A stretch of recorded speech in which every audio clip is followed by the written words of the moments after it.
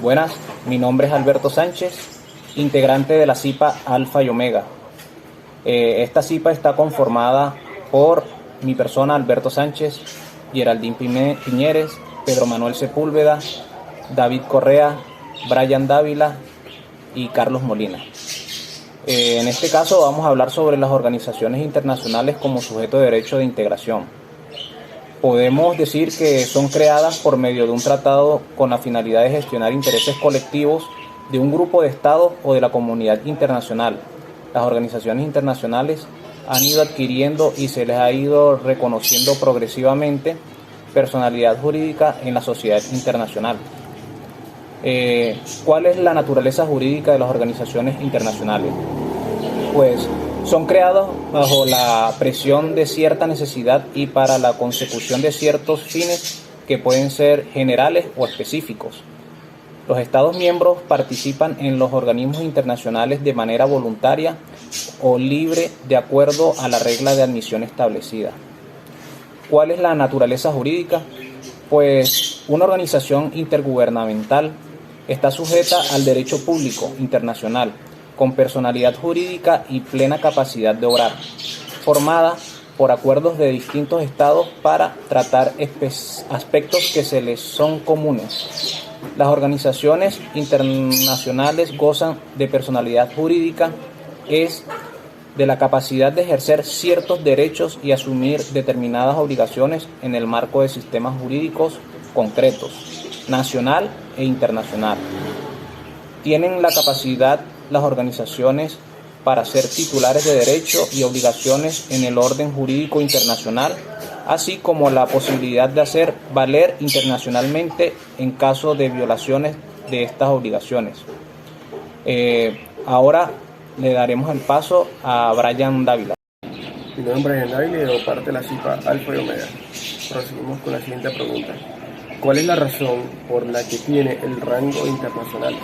En principio, llamaremos organizaciones internacionales a toda asociación de Estado que adopte una estructura orgánica permanente, conformado esencial por Estado, creada por un tratado o un acuerdo multilateral, o bien por una resolución de una organización internacional ya existente.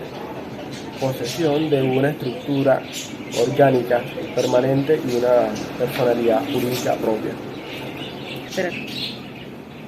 ¿Cuáles son los objetivos y finalidades de dichas organizaciones? Según su clasificación, tendrán diferentes objetivos y finalidades. Por sus fines, la creación de una organización internacional puede responder a fines generales o específicos.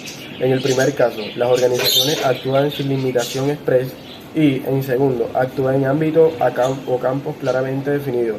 Son aquellas cuyas actividades no están circunscritas a un ámbito concreto de cooperación, sino que pueden abarcar todos aquellos materiales que estimen útiles, sin ninguna limitación o bien con la exclusión expresa de un sector de actividades predeterminadas, organizaciones de fines específicos. Mi nombre es David Correa, perteneciente a la CIPA Alfa y Omega. Continuando con la exposición, tenemos las organizaciones de fines generales, cuyas actividades no están circunscritas a un ámbito concreto de corporación, sino que pueden abarcar todas aquellas materias que estimen útiles. Sin ninguna limitación explícita, en el caso de esta sería la ONU. Tenemos organización de fines específicos, que son las que van a desarrollar sus actividades dentro de un ámbito bien definido. Por su composición, las organizaciones tienen una vocación universal, puesto que están abiertas a la participación potencial de todos los estados de la Tierra. Y las organizaciones tienen un carácter regional restringido al estar participando de las mismas, reservando a un número limitado de estados que reúnan determinadas condiciones preestablecidas de naturaleza geográfica, económica o política. Para esto tenemos lo que son organizaciones de vocación universal, que son las que pertenecen al grupo de las organizaciones del sistema de la NU. Tenemos organizaciones de carácter regional, que son todas aquellas que se producen un fenómeno de regionalización sustentado en una de las escalas geográficas variables. continentales, internacionales y regionales. Las hay de vocación universal, es decir, son abiertas a la participación potencial de todos los estados. En este caso, por ejemplo, tenemos la ONU, y tenemos regionales como por ejemplo la OEA, que son las que restringen su participación a un número limitado de estados que reúnen ciertas condiciones. Gracias. Bueno, mi nombre es Geraldine, sigo con la exposición. Organizaciones por sus competencias. Hay organizaciones a las que sus estados miembros no les ceden las competencias soberanas y que se proponen instituir una cooperación entre los mismos y coordinar sus actividades con vista a la satisfacción de unos intereses comunes. Hay otras organizaciones en las que se produce una transferencia real de competencias soberanas, aceptando sus estados miembros limitar sus competencias. Organizaciones de cooperación y coordinación. Funciones de cooperación mediante la realización de unas acciones coordinadas entre sus miembros con el fin de alcanzar unos objetivos colectivos. Organizaciones de integración y unificación. Cesión de competencia de los Estados miembros a los órganos comunes. Supone la atribución de poderes del mismo tipo que los que resultan de las funciones superiores de un Estado a unos órganos independientes de los Estados. Se dividen en dos grandes grupos, las de corporación y coordinación, como la mayor parte de las organizaciones internacionales clásicas, y las de integración, que registran una mayor cesión de competencias por parte de los estados que conforman el organismo. Mi nombre es Pedro Amariz, perteneciente a la CIPA Alfa y Omega. Continúo con la exposición que adelantan mis compañeros. En este caso me toca hablar acerca de las diferencias de las organizaciones de carácter gubernamental de aquellas que no lo son.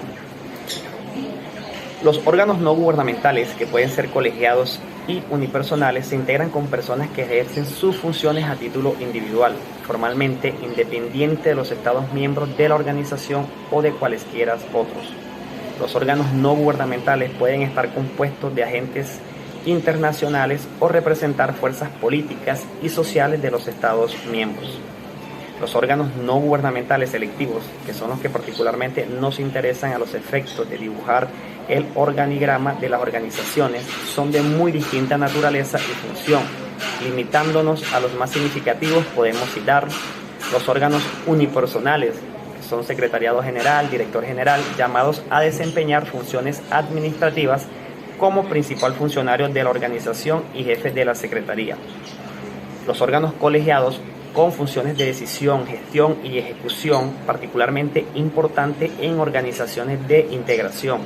Los tribunales internacionales, que pueden ejercer un abanico de competencias contenciosas por las que resuelven controversias entre Estados miembros a través de decisiones vinculantes. Los órganos parlamentarios, compuestos con representantes de los pueblos de los Estados miembros que o bien son reclutados por y entre los miembros de las asambleas y cámaras legislativas nacionales. Los órganos gubernamentales están compuestos por representantes del gobierno de los Estados miembros, cuyas instrucciones han de seguir, de ahí su consideración de órganos políticos.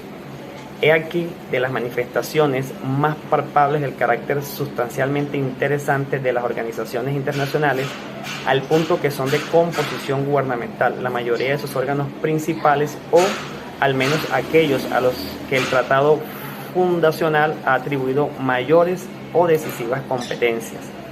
Entre los órganos intergubernamentales puede haberlos de composición plenaria y electiva.